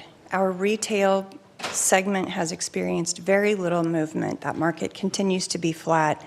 So we have a 1.25% increase overall there. And then finally, for the past several years, we're finally seeing some new hotel construction in our hotel market.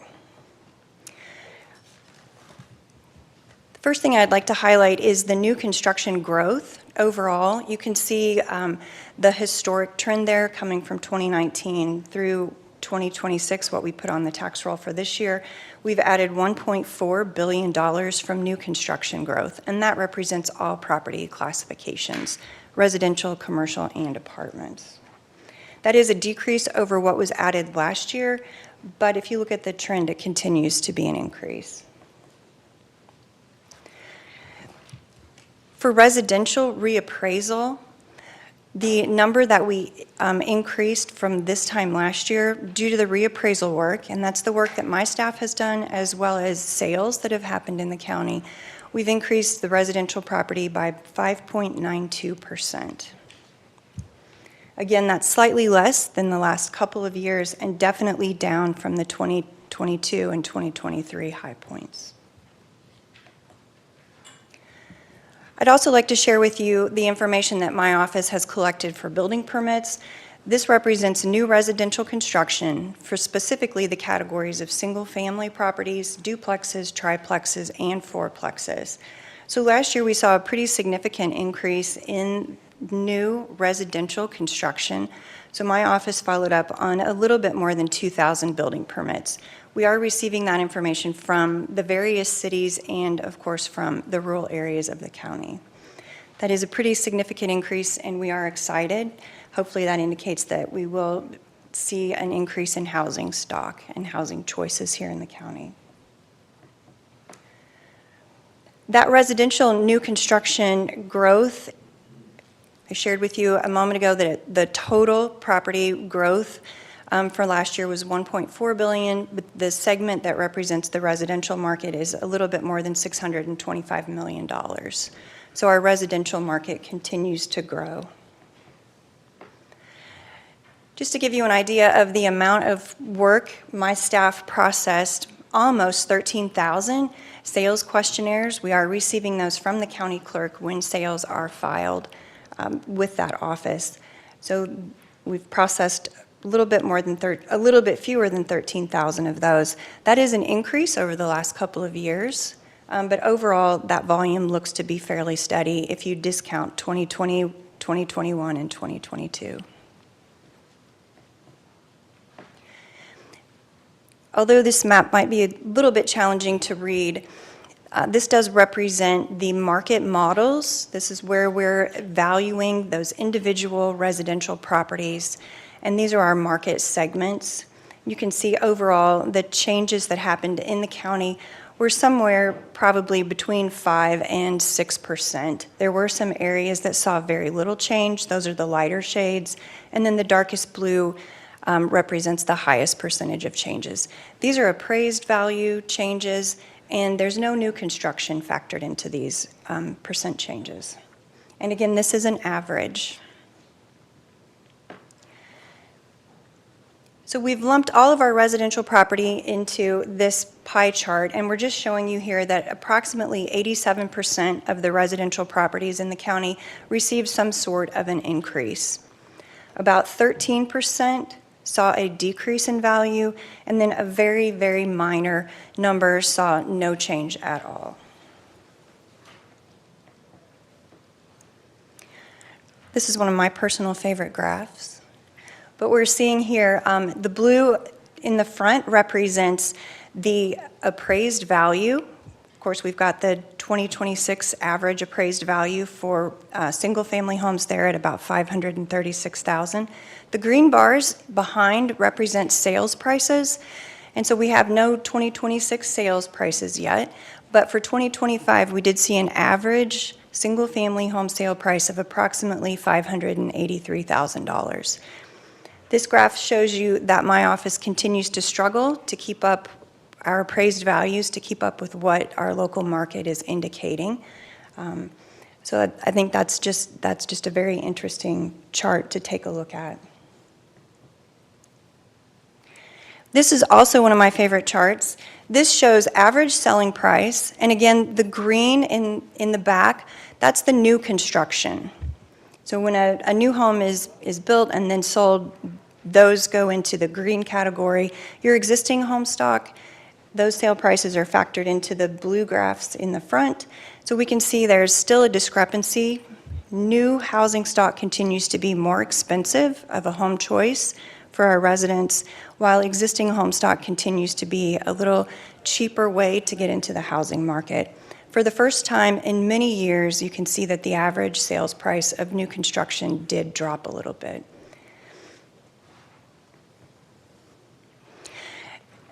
And I apologize, I know this will be difficult to read, but this chart shows by city, and some townships are represented also, how the valuation slices and dices according to value and by city. I think two striking pieces of data, if you compare there at the bottom, we have the totals, and then at the very bottom, we have percent change. The 2025 numbers are in between those two purple bars. So we are continuing to see losses of our lower appraised value homes. Those values are shifting up both because of the reappraisal work my office is doing and because of sales that are happening. And our homes that are valued at more than $300,000, those categories continue to grow as properties shift both in value and we add housing stock. I'll stop briefly and just share the reappraisal percentage here for commercial property. So the work that my office did for commercial reappraisal, which again includes the sales that have occurred in the county, we're adding 0.13% to the commercial property tax roll. This slide shows highlights of the subcategories of commercial property. So you can see here that the apartments' values have increased year over year, a little bit more than 11%. Our office numbers have decreased slightly. The industrial numbers have increased, and the retail numbers have also increased. And I did share those specific increased numbers on that first slide. This slide just shows the reappraisal growth, so you can see we are certainly down in terms of increases due to reappraisal this year on the commercial property tax roll.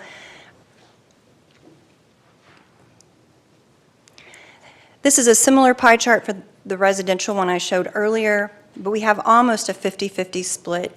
Commercial properties in the blue, almost 55% received some sort of increase in their assessment notice this year, while 43% saw a decrease, and then about 2.3% had no change.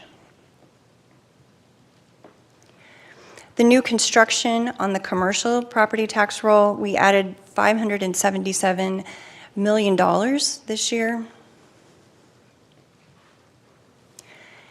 And that $577 million figure is split out between the residential market.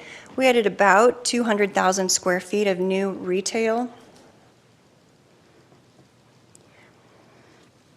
about 89,000 square feet of office space this year, a little bit short of 2 million square feet of industrial space. And all of these represent decreases over previous years, except for the apartments. We added 2,600, a little bit more than 2,600 new apartment units this year, so our apartment market continues to be very strong. We've gathered some information with the help of some of our planning peers, but we completed 2,645 new units this year. That's an increase over last year. We currently, as of January 1, in our records, have about 1,350 units under construction. Those should be finished out during the 2026 calendar year, and there are 6,400 units proposed. So we anticipate continual growth in the apartment market. And then I shared earlier that for the first time in several years, we have hotel growth. So we do have 3 hotels under construction. 484 rooms are being added, and that is 3 new hotels this year. We do see an increase in 2025 personal property values. My staff has indicated to me that this is because of heavy truck purchases, as well as taxpayers purchasing maybe some equipment and some personal property that will be exempted for 2026, such as watercraft and trailers. We do not anticipate that number increasing for 2026 or into the future. Between 2024 and 2025, we did lose a few abated properties or IRBs or economic development type bonds, but we also gained many. So we're sitting right now, according to the information in my office, a little bit shy of 200 of those economic incentive packages. In terms of which of our cities are the heaviest users of this economic development tool, Olathe is leading the pack, followed closely by Edgerton, Lenexa, DeSoto, and Shawnee. But Olathe certainly is leading the pack. And then we're sharing this graph that shows, of course, the units on this graph, this pie chart, are in billions. So the blue represents the total appraised value in the county. And then the 3.250, the orange slice, represents the billions that are abated due to IRBs and economic developments. So that is 2.38% of the total county. And that's all I have to share. I'll stay in for questions. Ms. Logan, thank you very much, and thank you to your team for some really great work here. Thank you. I think as a top line is, well, you continue to have more work to do. Another $1.4 billion invested into Johnson County, $625 million of it being new housing. It continues to show that we are a desirable market for investment. That's a good thing. I had one question for you. Multifamily housing, on one of the later charts you showed of multifamily housing, does that or does that not include duplex, triplex, and fourplexes? We reported the triplex, duplex, and fourplex with the residential property, so that would not include that. Okay, thank you for that clarification, but good to see that more than 2,000 new houses, or houses, duplex, triplex, fourplexes, which is great. And I wonder if you would agree that on the trend of a chart that showed that the average selling price is starting to level, is that because of the increase in some of these other pieces of housing stock, or is that just corollary as opposed to causation? We did see some activity for those new sale prices on single-family homes. We did see some activity in some of the price points below $500,000 during 2025. We actually had some new homes that sold in that price category between $150,000 and $300,000. So in terms of attainable housing or affordable housing, I think that's a step in the right direction. So I would agree with that. Well, and so thank you. And all that to say is that is a good thing, but there's so much more work to do when it comes to making sure that we broaden our base by also providing housing opportunities in our region for folks who are first-time home buyers, who are looking to downsize in a part of the market that is attainable. I think that's why the work of this commission, our partners in cities and others in the public and private spheres is so important, and we'll continue those efforts. So thank you. Commissioner Allenbrand. Thank you, Chair, for bringing that up, because that was one thing I pointed out when we met, and I really appreciate all the work you've done. It's tremendous work, great job. So a lot of those affordable homes were in my district, and there's more to come. You got the 50 homes coming in Lenexa, and a lot of that had to do with things that we've done here on the commission. So it's exciting to see those homes being built. So thank you for your work. Thank you.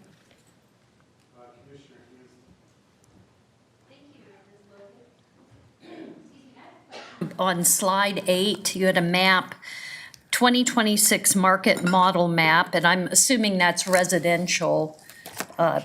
Yes. And can you just explain a little bit? There are 3 major dark blue areas. Can you give any insight as to what's going on in those areas that the changes were so high? So those are averages. I would ask that you would keep that in mind. So those areas, the polygons on that map on slide 8 do represent what we would call market areas. And so those areas, we're completely dependent and in a reactive stance to the sales that have occurred during 2025. So we're saying, okay, these are the sales that came in those particular market areas. What do they tell us about what's happening there? And then we're using that information in a multiple regression market model to place new values. So my answer would be, we're responding to what the real estate market is doing, what homes are selling for, what homes are telling us are valuable in terms of characteristics and things like that. So my answer is, we're responding to what the market and the sales are telling us. I appreciate that. I might have to meet with you to dive down in a little more. For example, under 27, which primarily lies in District 4, I'm just wondering what's been happening there that causes it to be a hot spot. Thank you. Commissioner. Thank you, Mr. Chair. Going back to a couple of your observations, Ms. Logan, could you go to slide 12, please? Maybe? Yes. Would you like me to flip? That would make everyone. Mr. Chairman, I just wanted to point out this slide. There's a companion slide or companion graphic in the reevaluation report for 2026.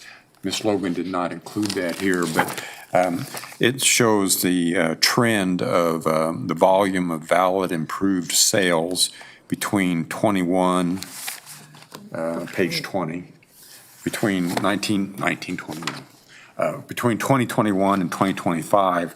And I just wanted to point out that in 2021, there were about 3,400 homes valued at $300,000 or less. And in 2025, that's down to 706. Unbelievably, at least to me, in 2021, there were only 81 homes valued at under $150,000. Well, last year, there were only 10 homes.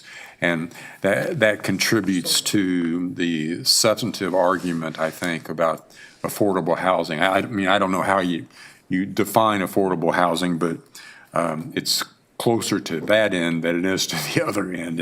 And I mean, that's an amazing trend, and not in a positive way. So I just wanted to make sure that was pointed out.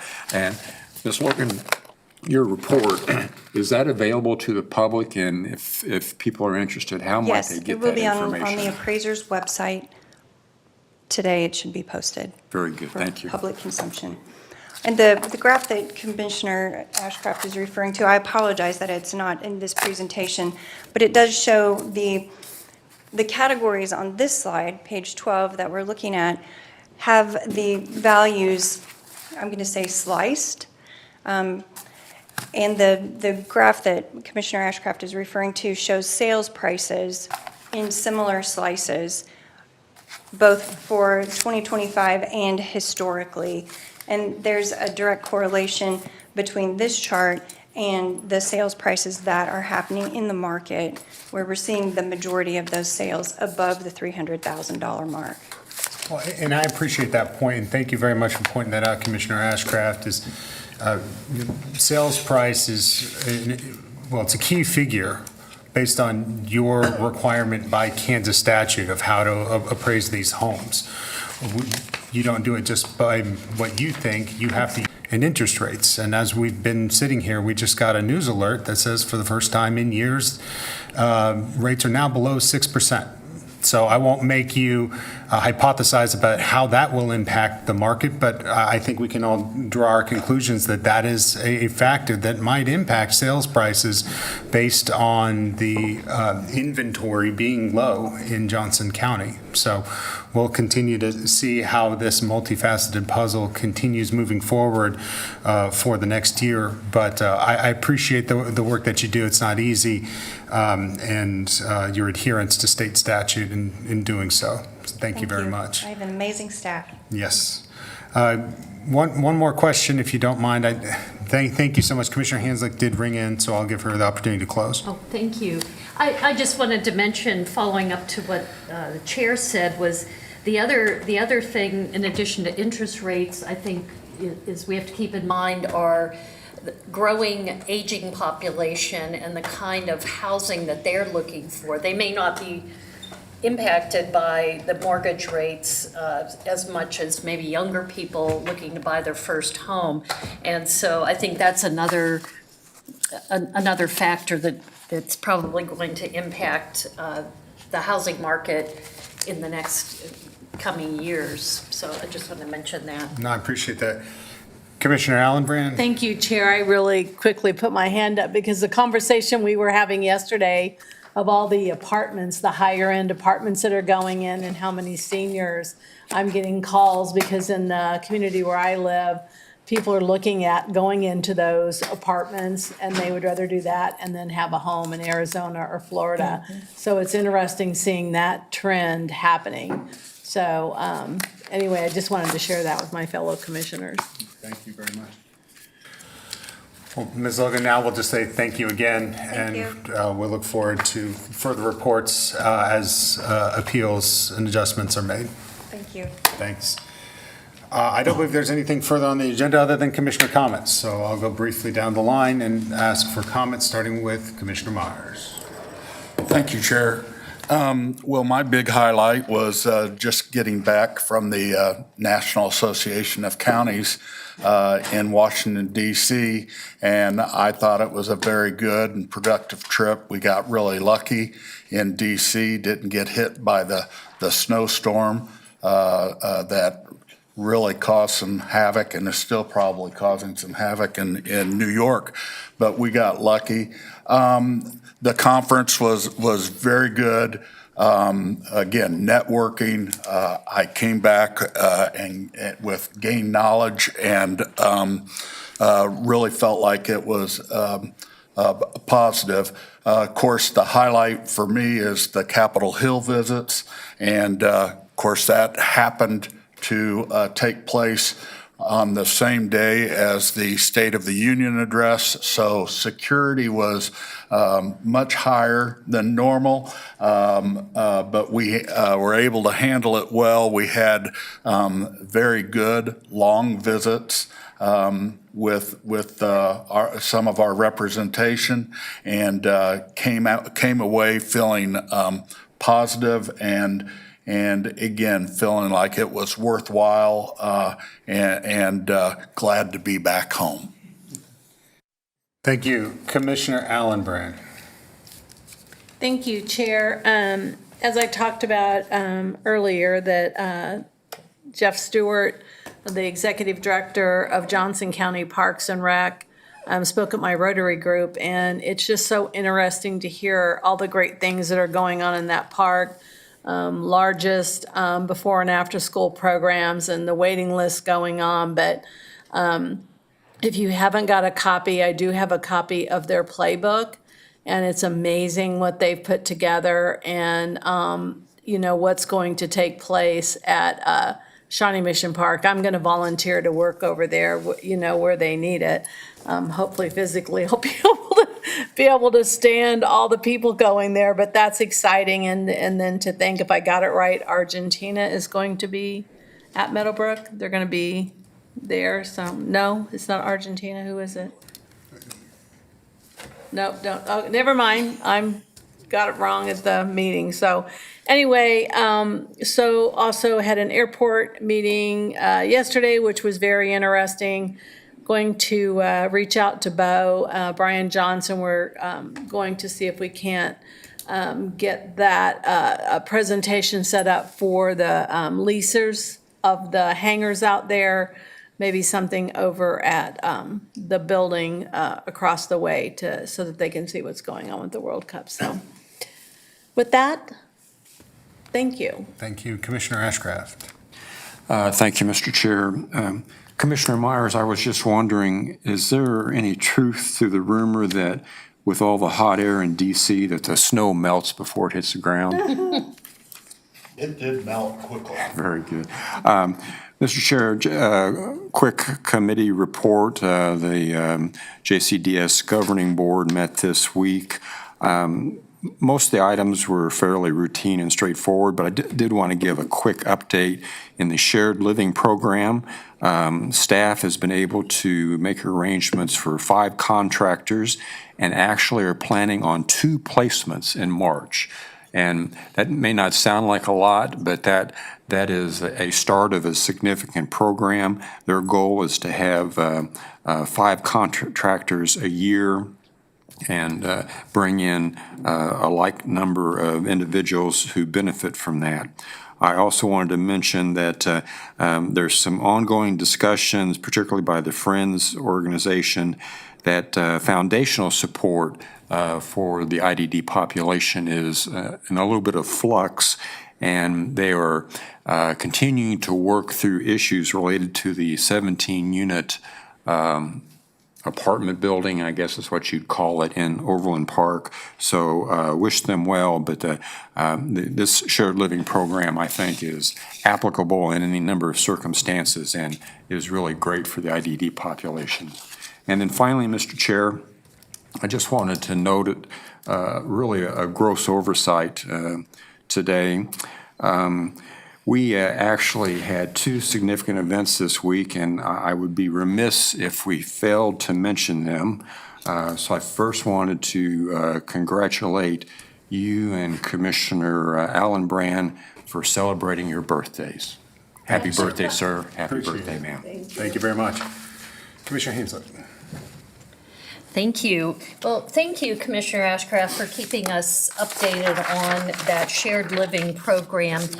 I remember years ago, gosh, it's probably 25, maybe longer years ago, we had a county-wide shared living program, not just for the IDD population, but for anyone. And that was when I was with Safe Home, and it was very helpful for people who both were perhaps struggling to stay in their home, afford their home, Yes. and needed some help, and it would match them with someone who needed housing at a reasonable cost. So perhaps at some point that this program could be expanded to other populations. You've read my mind. I did.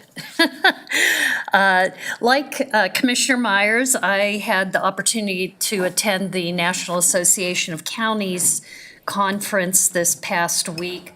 I am privileged to serve as a voting member of the Community Economic and Workforce Development Steering Committee. So I spent all Saturday in that meeting, and there was a lot of wonderful information to hear what other counties are doing to especially meet workforce needs there are some major potential changes in how the federal government's requiring workforce boards to be structured, including there was a lot of conversation about the forced consolidation of local boards so that really undermining local control by consolidating boards into areas that really are not at all similar. And so there's a lot of concern around that. A lot of conversation throughout the whole conference on housing, homelessness, particularly in regard to the changes in the HUD priorities for funding to continuum of care organizations. And we know we're following that right here in Johnson County that could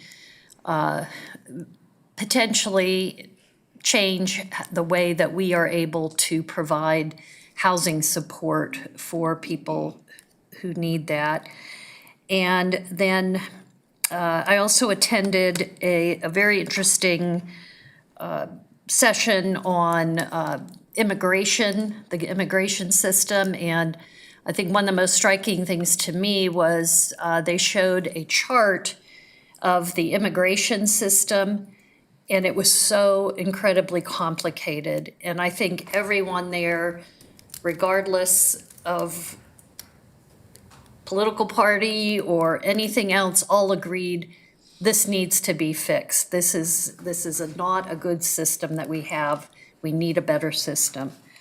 And then finally, I just want to thank Bill Nixon. He was one of the panelists on the early morning 8 o'clock a.m. Sunday morning IT panel discussing artificial intelligence. And he represented Johnson County very well, and I actually learned a lot from the panel.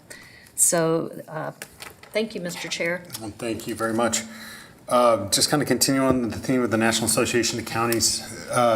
There's so much connective tissue that counties provide in the grand scheme of services of government to individuals. There are 3,069 counties across America, but they take care of more than 40% of roads, as an example. They handle hospitals, they handle infrastructure, utilities, and the opportunity to learn from and to advocate with other counties is crucial to being able to find partnerships with the federal government, but also to implement innovative practices that otherwise would not be achieved if not for that kind of collaboration. And while counties have very different sizes, very different locations, many of the challenges that these other counties are facing are the same ones that we're talking about, whether it be property taxes or housing or transit or AI, energy. These are the things that impact our ability to provide services to residents on a day-to-day basis. So to be able to talk about shared best practices on those issues with recommendations that we'll be bringing forth to Johnson County and being able to share some of the great things that Johnson County is doing in leading for the nation with other counties across America is great. But then also to advocate to the various federal agencies that were there at this conference to talk about legislation, whether it be the reauthorization of IIJA or the Basics Act. These are crucial pieces of legislation that would allow us to continue providing important services for our residents. So I'm glad that we participated, and I'm grateful for what we have learned and shared because it makes a difference. As to the World Cup, yes, in the last few weeks since we've had such public comment, great things continue to be announced, one of which is the official FanFest dates have been now announced and are out there. There are new host city supporter sponsors that have been announced. And then the continued theme of being the base camp capital of this tournament it's amazing. Not only 3 of the top 7 teams in the world but now another team representing the fourth continent that will be playing in Kansas City during these matches, Algeria having their base camp in Lawrence. We will never officially confirm the location of the hotel for the teams from a safety and security perspective, but obviously there's been reporting on where some of those may be. However, knowing that there will be impact in the region because teams will be training and staying in our region is all the more rationale for our continued preparation efforts. So I appreciate the chief elected officials and law enforcement officials, staff members from our city partners continuing to gather to talk about activations, to talk about safety and security. And those meetings will continue in earnest, and look forward to an event later this coming month as we continue the rollout of our Johnson County United plan. So look for that in short order. We do have an executive session later, right now, so we'll hear a motion for that, and we thank everybody who did come to our meeting today. But before we adjourn, we will hear a motion from Commissioner Hanslick for an executive session. Thank you, Mr. Chair. I move that the board recess its open meeting and convene an executive session at 11:50 a.m. for a total period of 10 minutes for the purpose under KSA 754319B2 of consultation with legal counsel, which would be privileged in the attorney-client relationship to discuss potential litigation involving the county mental health department, and to reconvene an open session in this room at approximately 12 noon. The county manager, deputy county manager, and chief counsel will attend this discussion relating to potential litigation. Allenbrand, second. So moved by Commissioner Hanslick, seconded by Commissioner Allenbrand. Would the clerk call the roll, please? Commissioner Myers, Myers, aye. Commissioner Hanslick, Hanslick, aye. Commissioner Ashcraft, Yes. Commissioner Allenbrand, Allenbrand, aye. Chairman Kelly. Aye. That is 5 votes in favor, none against. Is that consistent with your count? It is. Very good. We'll be in recess.